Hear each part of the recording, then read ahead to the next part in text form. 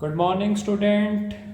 Welcome to S M academy. S M academy में आप सभी का स्वागत है। और आइए हम बोर्ड में 3 नंबर पक्के करते हैं। पहले अपने करें शुरुआत अपने 3 नंबर के लिए लड़ाई को हम स्टार्ट करते हैं। और क्वेश्चन है हमारा 3 मार्क्स के लिए।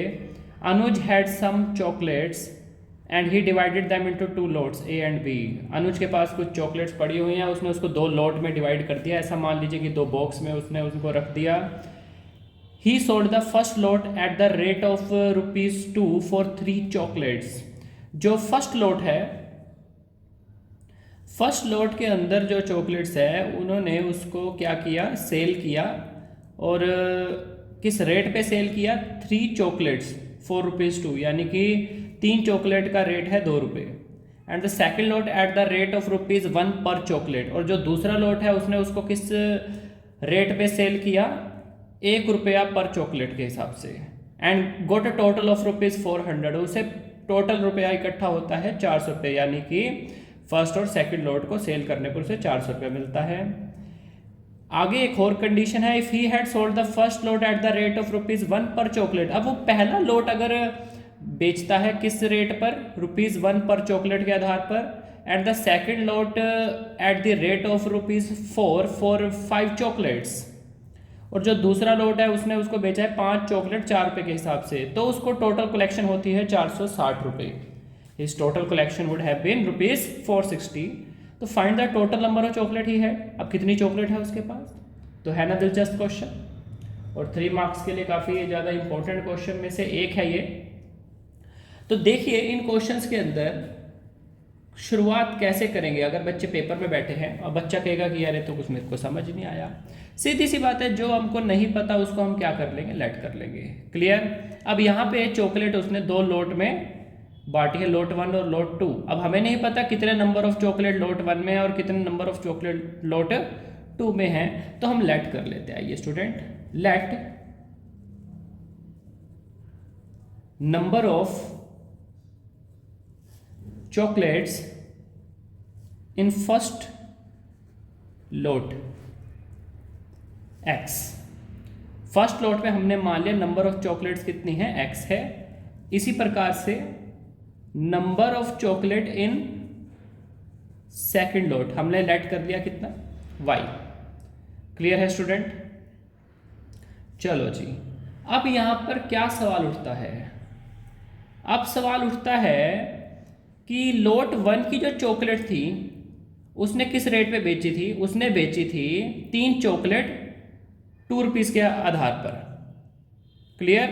अगर 3 चॉकलेट ₹2 की है तो एक चॉकलेट कितने की होगी? सीधी सी बात है, अगर 3 चॉकलेट ₹2 की पड़ती है तो एक चॉकलेट होगी 2/3। क्लियर?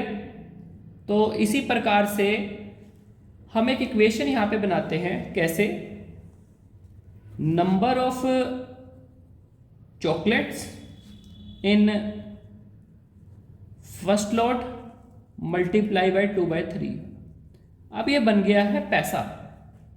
आपने नंबर ऑफ चॉकलेट को अगर आप मल्टीप्लाई कर दे किससे? जो एक चॉकलेट की कीमत है उससे। स्टूडेंट ध्यान दीजिए, यहां पर ये बड़ी कंसेप्ट की बातें हैं। अगर आप नंबर ऑफ फर्स्ट लॉट में जितने नंबर ऑफ चॉकलेट है और एक चॉकलेट की अगर आपको कीमत पता है, उसको मल्टीप्लाई करते तो वो क्या पैसा बन जाएगा, ₹, बन जाएंगे। ऐसे ही number of chocolates in second lot, इसको अगर हम मल्टीप्लाई कर दे, जो सेकंड लॉट था कितने रुपए में बेचा था? एक चॉकलेट ₹1 की, तो 1 से ही कर देंगे मल्टीप्लाई। जब एक चॉकलेट की कीमत ₹1 है तो जितने भी नंबर ऑफ चॉकलेट है सेकंड लॉट में उसको अगर 1 से मल्टीप्लाई कर दे तो हमें टोटल पैसा पता चल जाएगा। अब इन दोनों को हमने किया है ऐड, क्योंकि उसने बताया है कि दोनों सेल होने के बाद हमें टोटल मिलता है ₹400। तो ये सारा इक्वल्स टू आ जाएगा ₹400। आई बात समझ? ये बात याद रखना स्टूडेंट कि इधर भी मनी उधर भी मनी, इक्वल्स टू का साइन है ना। कई बच्चों को पता ही लगता कि किस तरीके से इक्वेशन बनानी है, तो वहां सारी गड़बड़ हो जाती है। क्लियर है स्टूडेंट? अब यहां से इक्वेशन क्या निकल के आएगी? यहां से इक्वेशन निकल के आएगी 2/3x + y = 400। क्लियर है? अगर हम इसको यहाँ पे एलसीएम लेके सोल्व करते हैं तो मेरी फर्स्ट इक्वेशन आती है 2x + 3y = 1200। ये आ गई मेरी फर्स्ट इक्वेशन। तो हमने जो फर्स्ट केस था हमारा वो यहाँ पे कंप्लीट होता है स्टूडेंट। समझ आया? काफ़ी इंपॉर्टेंट बातें हैं। कोई बच्चा पूछे 2/3 क्यों आया? अरे भाई सीधी सी बात है, 3 चॉकलेट 2 रुपये की है तो एक चॉकलेट कितने की होगी? 2/3 की। ये बात याद रखना, 3 चॉकलेट 2 रुपये की है तो एक चॉकलेट 2/3 रुपीज़ की होगी। Clear student? चलो आओ अगला केस करते हैं। अब अगले केस में ये तो था एक तरीके से केस फर्स्ट था, केस बना लेते हैं हम। केस सेकंड क्या है? अगर वो फर्स्ट लॉट को बेचता है किस रेट पे? 1 रुपीज़ पर चॉकलेट के आधार पर। सीधी सी बात है, वही number of chocolate in first lot कितना है x, उसको मल्टीप्लाई कर दे किससे? 1 से, तो 1x, क्योंकि 1 रुपये की एक चॉकलेट प्लस। और क्या करता था वो? दूसरे लॉट को किस रेट पे बेचता था? 5 चॉकलेट 4 रुपये की। अगर 5 चॉकलेट 4 रुपये की है बच्चे, तो सीधी सी बात है एक चॉकलेट कितने की होगी? 4/5 rupees. Total number of chocolate कितनी है सेकंड लॉट पे? y, तो 4/5 इंटू y कर देंगे। क्लियर है? और टोटल पैसा इकट्ठा कितना होगा उन्होंने बताया था? 460 रुपये, तो 460। क्लियर? समझ आ रही है बात? सीधी सी बात है बेटा, नंबर को अगर हम एक वस्तु की कीमत से मल्टीप्लाई कर देते हैं तो वो रुपया बन जाता है। याद रखना। क्लियर है बात? अगर आप बाजार गए हैं, आप बाजार जाने पर मान लो आप 5 पेन खरीदते हैं, एक पेन की कीमत 5 रुपये है, तो आप टोटल रुपया कितना देंगे? मल्टीप्लाई करके आएगा ना। नंबर ऑफ पेन को जब आप एक पेन की कीमत से मल्टीप्लाई कर देंगे, वही काम हम यहाँ पे कर रहे हैं। बड़ी साधारण सी बात है, लेकिन बच्चे फिर भी इक्वेशंस बनाने में यहाँ पे असमर्थ रहते हैं। वो बहुत गलत बात होती है। बड़ा बेसिक सी बात है ये तो इसको सोल्व करने पर हमारे पास इक्वेशन आती है कुछ इस प्रकार से। क्लियर है? अब सोल्व करके, सॉल्विंग इक्वेशन 1 एंड 2, इक्वेशन 1 और 2 को अगर हम सोल्व करें तो हमारे पास x आ जाएगा सोल्व करके 300 और y आ जाएगा स्टूडेंट 200। तो टोटल नंबर ऑफ चॉकलेट्स हमारे पास आती है x + y यानी कि 500 आंसर। ये हमारे पास नंबर ऑफ चॉकलेट्स आती है स्टूडेंट।